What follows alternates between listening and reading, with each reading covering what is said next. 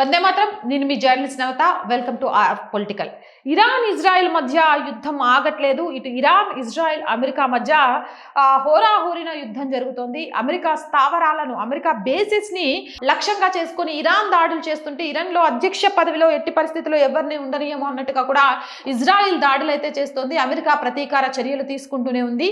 ఇక ఆయా దేశాలకు చిన్న చిన్న దేశాలు మద్దతుగా వస్తున్నాయి. ఇది మూడో ప్రపంచ యుద్ధం వైపు అడుగులు వేస్తుందా అన్నట్టు కూడా అనిపిస్తుంది. మరోవైపు ఖమేనీ మృతిపై ఇండియాలోనూ నిరసనలు కొనసాగుతున్నాయి. నిరసనలపై టీమిండియా క్రికెటర్ చాహల్ అసంతృప్తి వ్యక్తం చేశారు. నువ్వు ఉంటున్న దేశాన్ని సపోర్ట్ చేయలేదా, నువ్వు సపోర్ట్ చేస్తున్న దేశానికి వెళ్ళిపో అంటూ చాహల్ పోస్ట్ టీ-షర్ట్ వేసుకున్న ఒక ఫోటో ద్వారా తన భావాన్ని వ్యక్తీకరణ చేశారు. దీనికి నెటిజన్ల నుంచి పూర్తి మద్దతుతో అనేక మెసేజ్లు వస్తున్నాయి. చాహల్ ఏదైతే పోస్ట్ చేశారో ఆ పోస్ట్ 100% నిజం.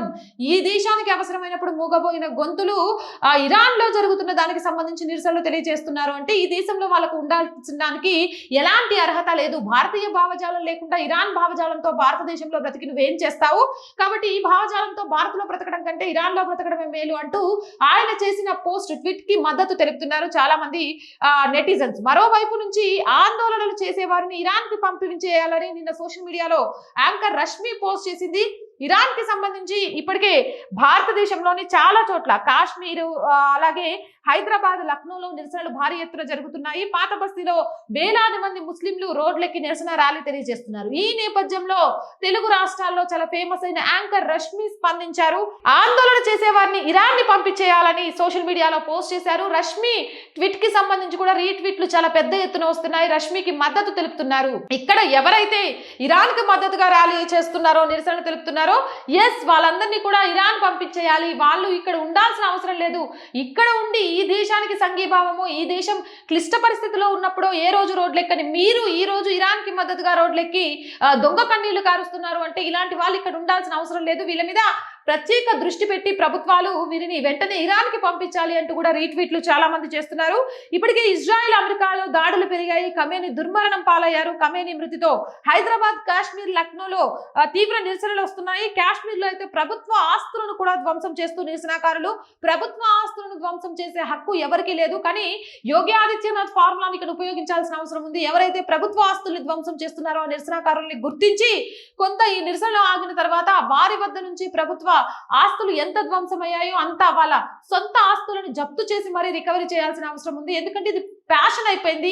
ఈ దేశంలో సమస్యల గురించి, ఈ దేశంలో ప్రజల గురించి, లేదా వివిధ దేశాలలో హిందువుల మీద, ఈ దేశానికి సంబంధించిన వాళ్ళ మీద దాడులు జరిగినప్పుడు నోరు మీద పడి ఈ కుహానా మేధావులు, సెక్యులర్లు ఇలా ఎక్కడో గాజా మీద దాడి జరిగినప్పుడు, ఇరాన్ మీద దాడి జరిగినప్పుడు మాత్రం పెద్ద ఎత్తున బయటకు వచ్చి ప్రభుత్వ ఆస్తులను ధ్వంసం చేస్తున్నారు. ఇది ముమ్మాటికి తప్పే. ఇలాంటి వారికి కఠిన శిక్షలు పడాలి అని కూడా కోరుకుంటున్నారు.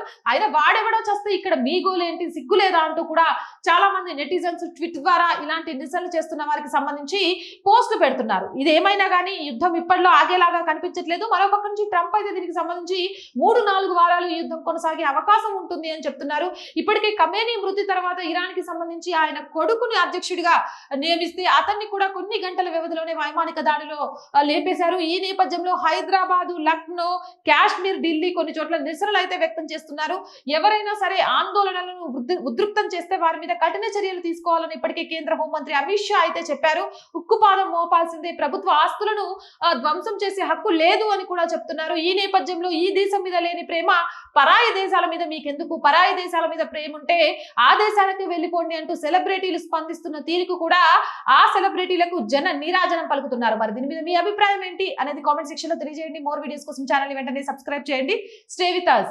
అండ్ రోజు చెప్తుందేనండి, R group of channels, R voice, R political, R Samskruthi, 3 మన ఛానల్సే. So please subscribe our channels.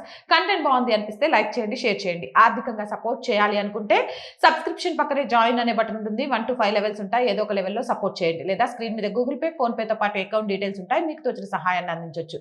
వ్యాపార ప్రకటనల కోసం 8328 500 576 నెంబర్ని సంప్రదించండి. జై హింద్, జై భారత్.